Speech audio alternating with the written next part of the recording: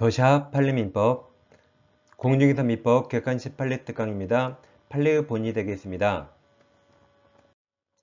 여러분 안녕하세요. 부동산 부투칠성 김하인쌤입니다.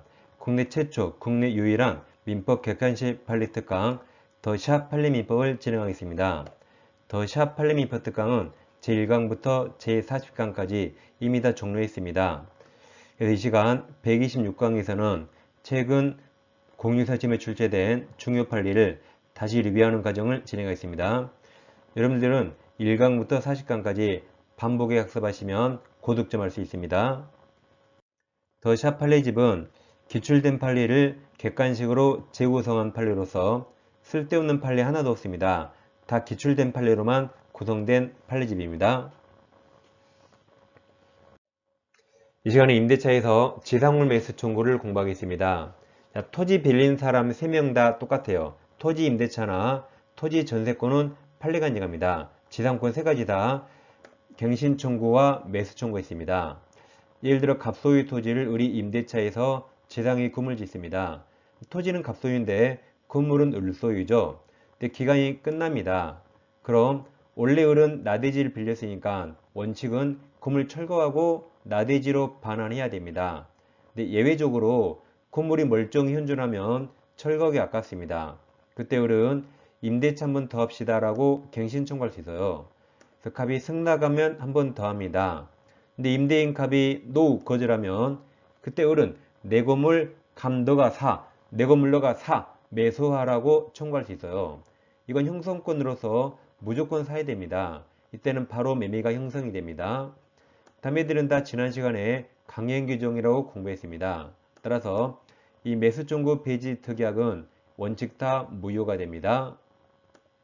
그 다음 이 건물은 행정청 허가를 받지 않아서 적법한 건물이 아니더라도 철거되면 아까우니까 매수 청구 대상이 될 수 있습니다. 이어서 건물 소유자만 매수 청구할 수 있죠. 만약 우리 건물을 제3자에게 팔면 그때 을은 소유자가 아니라 매수 청구할 수 없습니다. 다음 갑과 을이 임대차를 기간 약정하지 않았어요. 그럼 임대인이 언제든지 해지 통고할 수 있고 6개월 지나면 끝납니다. 이렇게 임대인이 해지 통고한 경우에 을은 당연히 매수 청구할 수 있는데 이때는 꼭 갱신 청구해야 될까요? 이때는 갱신 청구 필요 없이 곧바로 매수 청구할 수 있습니다. 왜냐하면 갑이 그만두자 그랬는데 우리 갱신하실래요? 좀 부끄럽죠? 이때는 갱신 청구 유무에 불구하고 곧바로 매수 청구권 행사할 수 있습니다. 그 다음 우리 건물의 소유권 보존 등기하면 622조에서 토지 임차권이 대항력이 생깁니다. 이 상태에서 갑이 병에게 토지를 팔고 등기하면 대항력이 뭐죠? 을은 임대인 갑에게 행사할 수 있는 걸 신소유자 병, 제3자에게 행사할 수 있습니다. 그래서 을은 양수인 병에게 내 건물 사라고 지상물 매수 청구권 행사할 수 있습니다. 그래서 임차인이 대항력 갖춘 경우에 임차권 소멸 후 토지 양수한 제3자 병에게 매수 청구 행사할 수 있습니다.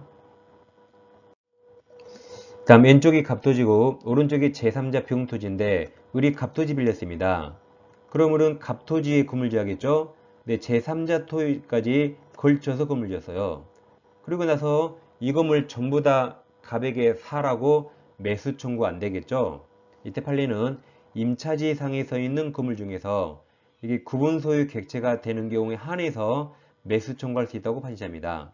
따라서 구분 소유 객체가 될 수 없다면 애초에 매수 청구 허용되지 않고 그리고 건물 전부 X죠. 전부 X입니다. 그 다음 이 건물에 근저당권자 병이 있어요. 그럼 건물에 저당권이 있더라도 을은 갑에게 내 건물 사라고 당연히 매수 청구할 수 있습니다. 당연하죠. 저당권 없는 건물이 있을까요? 대부분 있을 겁니다. 이건 시험에 나왔는데 그럼 얼마에 살 것인가? 이게 아직 시험에 안 났거든요. 건물 시가가 10억이고 근저당권 채권 최고액이 4억입니다. 그러면 갑은 얼마에 살까요? 시가 상당액 10억일까요? 아니면 시가에서 채권액을 뺀 4억을 뺀 공제 6억일까요? 얼마의 차일까요? 이 10억입니다. 채무자가 을이죠. 병에 대한 채무자 을입니다. 병 허락 없이 채무자를 갑으로 바꾸면 안 돼요. 그래서 을이 채무자라 을이 병에게 4억을 갚는 것이고 갑은 시가상당액 10억에 사는 겁니다. 이건 이 시험에 안 나왔죠? 이 판례도 우리 시험에 나올 수 있습니다. 그래서 그 건물 매수 가격은 시가상당액 10억을 의미하고 여기 10억에서 근저당권의 채권 최고액이나 피담보 채무액 4억을 공제한 금액 6억이 아닙니다. 자, 더샵 판례지 150페이지 4번에서 토지 임차인의 지상물 매수 청구 설명 판례와 다른 겁니다. 1번 지상 건물이 객관적으로 경제적 가치가 없거나 임대인에게 소용이 없어도 토지 임차인은 지상물 매수 청구권 행사할 수 있습니다. 경제적 가치가 없으면 싸게 사면 돼요. 임대인에게 소용 없어도 무조건 사야 됩니다. 다음 2번, 3번 두 개 묶어요. 2번 지상물 매수 청구 상대방은 임차권 선물 당시 토지 소유자의 임대인입니다. 네, 3번 건물 소유를 목적으로 한 토지 임차인은 그 임차권이 대양력 동남치시면 아까 622조 건물에 등기하면 대양력 생기죠. 그럼 대양력 있는 경우라면 임대차 계획 종료 후 임대인으로부터 토지 취득한 토지 양수인 제3자에게 매수 청구권 행사할 수 있다 그랬죠. 4번 매수 청구 대상이 되는 지상물은 임대인 동의여도 신축 항목에 한정되지 않습니다. 임대인 동의는 안 나왔죠? 임대인 동의는 부속물 매수 청구에 나와요. 5번 비록 행정관청 허가를 받은 적법한 건물이 아니더라도 무가라도 임차인의 건물 매수 청구 대상이 될 수 있습니다. 3번이 틀렸네요. 다음 더샵 판례집 150페이지 5번 사례 문제입니다. 을은 갑소유죠. 갑소유 토지를 건물을 건립한 목적으로 임차한 후 건물 신축, 을이 신축했죠. 자, 1번 을이 지상건물 소유권을 타인에게 이전한 경우 그럼 을은 더 이상 소유자 아니죠.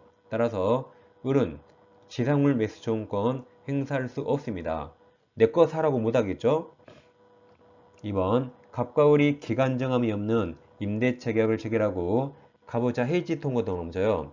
해지 통고에 의해서 토지 임차권이 소멸한 경우 을은 먼저 갱신 청구권을 행사하여 갑이 거절한 경우에 하나여 다 틀렸죠? 이때는 갱신 청구 할 필요 없다 그랬죠. 곧바로 지상물 매수 청구 행사할 수 있습니다. 3번 의뢰차 채무불이행 등을 넘쳐요. 그럼 제일 끝에 지상물 매수 청구권 행사할 수 없습니다.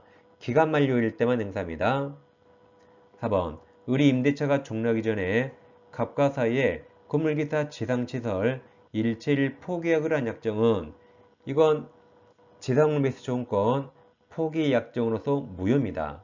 임차인에게 불리하죠. 이건 강행 규정이라 특별한 사정이 없으면 무효 맞았습니다.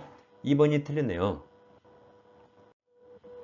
다음 150페이지 6번 토지 임차인의 지상물 매수 청구권 설명 판례와 태도가 다른 거네요. 자, 기억 건물 소유를 목적으로 하는 토지 임대차에 있어서 임차인 소유 건물이 임대인이 임대한 토지 외에 임차인 또는 제3자 소유 토지에 걸쳐서 건립되어 있는 경우 토지 임차인은 건물 전부에 대해서 매수 청구 행사할 수 없다 그랬죠. 이때는 임차지상에 서 있는 건물 중에서 구분 소유 객체가 되는 것에 한하여 매수 청구할 수 있습니다. 니은 디귿 두 개 묶어요. 니은 건물의 근저당권이 설정된 경우에 지상물 매수 청구 인정됩니다. 디귿 니은의 경우에 그 건물 매수 가격은 근저당권의 채권 최고액이나 피담보 채무액을 공제한 금액이 아니라 그랬죠. 시가상당액 아까 10억이었죠. 시가상당액을 말합니다. 그래서 기억과 디귿이 틀렸습니다. 이 시간에는 토지임대차 지상물 매수 청구권을 공부했습니다. 다음 시간에 다시 찾아뵙겠습니다. 감사합니다.